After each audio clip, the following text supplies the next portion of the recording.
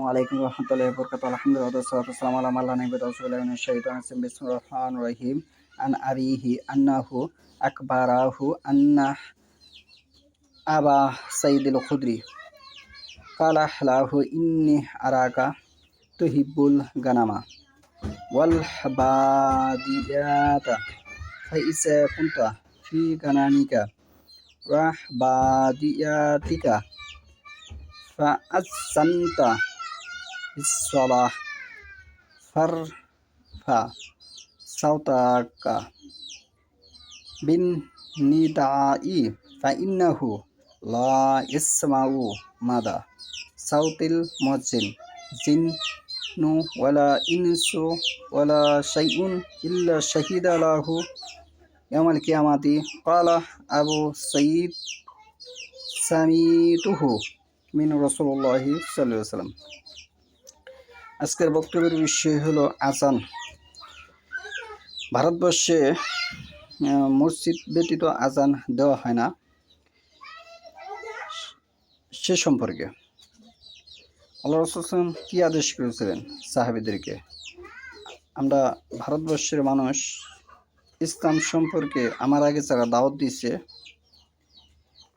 তারা অধিকাংশ ক্ষেত্রে হাদিসের উপর তারা খিয়ানত করেছে। আমি যে হাদিসটা তেলাওয়াত করেছি সহিহ বুখারী 3 নম্বর খণ্ড হাদিস নম্বর 3296। আবু সাঈদ খুদরি রাদিয়াল্লাহু আনহু হতে বর্ণিত, তিনি আব্দুল্লাহ ইবনু আব্দুর রহমান কে বলেছেন, আমি তোমাকে দেখছি তুমি বকরি পালন ও মরুভূমি পছন্দ করো। অতএব তুমি যখন তোমার বকরি পাল নিয়ে মরুভূমিতে অবস্থান করবে, সালাতের সময় হলে আযান দেবে। সালাতের সময় কি করবে? আযান দেবে। আযানের তোমার সুর উঁচু করবে, আযানে তোমার সুর উঁচু করবে, কেননা মুয়াজ্জিনের কণ্ঠস্বর জিন, মানুষ ও কোনো বস্তু শুনে তারা কিয়ামতের দিন তার পক্ষ সাক্ষ্য দেবে, যা আযান দেবে তার পক্ষে সাক্ষ্য দেবে। আবু সাঈদ খুদরি রাদিয়াল্লাহু আনহু বলেন, আমি এই হাদিসটি আল্লাহ রাসূল সাল্লাল্লাহু আলাইহি ওয়াসাল্লাম এর নিকট হতে শুনেছি, আল্লাহ রাসূল সাল্লাল্লাহু আলাইহি ওয়াসাল্লামের নিকট হতে শুনেছি।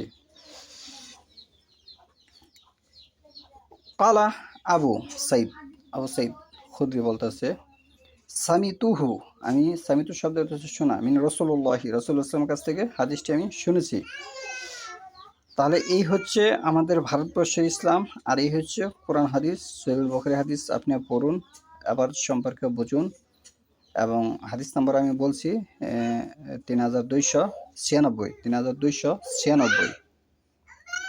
মসজিদ ব্যতীত আযান দেওয়া যায়, যেমন ওসমান রাদিয়াল্লাহু আনহুর খেলাফত কালানে ওসমান রাদিয়াল্লাহু আনহু জাওরা বাজারের নিকটে এক বাড়ির ছাদে আযান দিয়েছিল মানুষকে আগাম হুঁশিয়ারি করার জন্য। আর এখানে সালাতের সময় হলে আযান দিবে, এ কথাটি স্পষ্টভাবে বর্ণনা বলছেন আবু সাঈদ খুদরি রাদিয়াল্লাহু আনহু বর্ণনা করছেন।